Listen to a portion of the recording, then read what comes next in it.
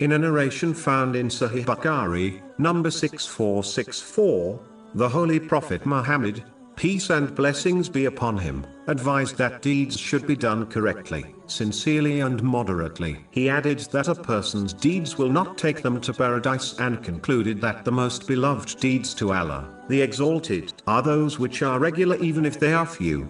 Muslims should ensure that they perform deeds correctly, meaning, according to the traditions of the Holy Prophet Muhammad, peace and blessings be upon him, as performing deeds without this guidance will lead one away from the pleasure of Allah, the Exalted. Chapter 3 Ali Imran, verse 31. Say, O Muhammad, if you should love Allah, then follow me.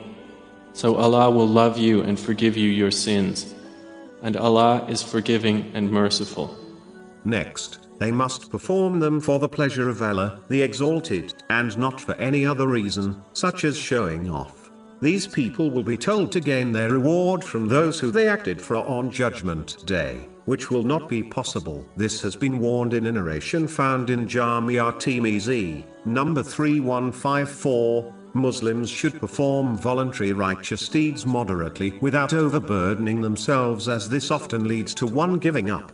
Instead, they should act according to their capacity and means regularly, even if these actions are little in size and number, as this is far superior to big actions which are performed once in a while. Moderation also prevents one from neglecting any of their duties and responsibilities, whether they are in respect to Allah, the Exalted, or people.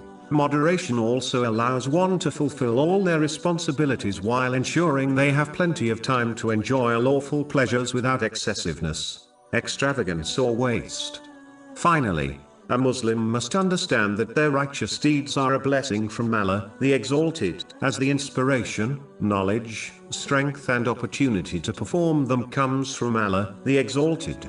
Therefore, Muslims will only enter paradise through the mercy of Allah, the Exalted. In addition, no matter how many good deeds one performs, they will never be able to show adequate gratitude for the countless blessings they have been granted by Allah, the Exalted.